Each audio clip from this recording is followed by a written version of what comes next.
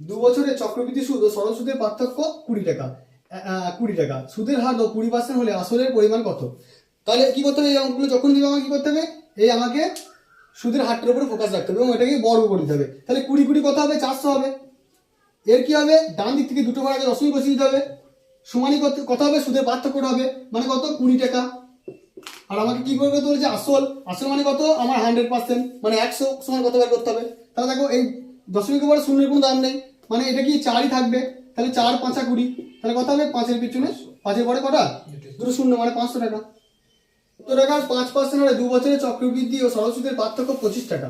তাহলে আমার কি 5 5 এইটাকে আমাকে ফোকাস রাখতে হবে। তাহলে 5 5 25, তার আগে দশমিক দুটো, মানে ডান দিক থেকে দুটো আগে দশমিক, এবং কি করতে হবে, পার্থক্য কত টাকা? 25 টাকা। তাহলে 25, আর আমার আসল বের করতে বলেছে, আসল মানে কত? 100।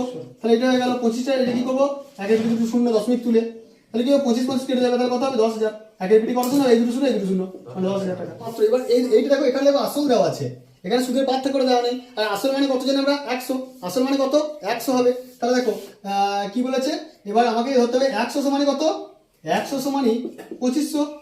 আর আমার কি 4 4 16, তাহলে 16, আর তার কি দুটো আগে দশমিক, তাহলে আমরা সুদ পেয়ে যাবো, সুদের পার্থক্যটা পেয়ে যাবো। তাহলে দেখো এইটা কি করবো, 4 4 16, তাহলে 16 হচ্ছে, কিন্তু তার দুটো ডান দিক থেকে দুটো আগে কি দশমিক হবে, তাহলে 0.16। এইটা কি হবে আমার? এটা হবে আমার সুদের পার্থক্য।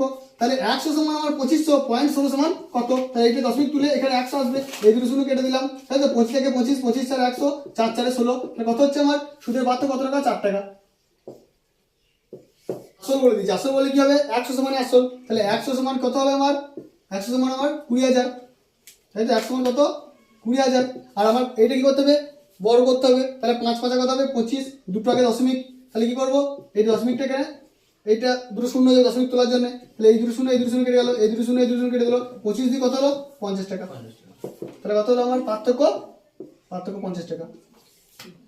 তাহলে এতক্ষণ আমরা শিখলাম কিভাবে অঙ্কগুলো করতে পারবো। প্রথমে আছে 500 টাকা 12% হারে 2 বছরের চক্রবৃদ্ধি ও সরল সুদের পার্থক্য কত টাকা। তাহলে এটা নিশ্চয়ই আমরা করতে পারবো। যেটা উত্তর বেরোবে অবশ্যই কমেন্টে সেটা উত্তরটা জানাবে। আর কত টাকার 15% হারে 2 বছরের সরল সুদ ও জটিল সুদের পার্থক্য 2250 টাকা। তাহলে আসল কত? এখানে প্রথমেই দেওয়া আছে কত টাকার, হ্যাঁ বলা আছে। তাহলে এখানে পার্থক্য এত টাকা হলে পার্থক্য এত টাকা, ঠিক আছে। এটাই হবে। তাহলে আমার কি হবে, কত টাকার 15% হারে 2 বছরের সরল সুদ ও জটিল সুদের পার্থক্য 2250 টাকা। প্রথমে বলা আছে, তাহলে এটা আসল বের করতে হবে। তাহলে এখানে অপশন আছে যেগুলো, সেটা হবে, কমেন্ট অবশ্যই জানাবে কোনটা বাড়ির কাজ। তাহলে এটা ভিডিওটি ভালো লাগলে অবশ্যই চ্যানেলটিকে সাবস্ক্রাইব করবে আর ভিডিওটিকে লাইক করে পাশে থাকবে, যাতে করে এই ধরনের ভিডিও আরো তোমরা পেতে পারো। আর আমাদের ইংরাজি ভিডিও প্লেলিস্টে দেওয়া আছে।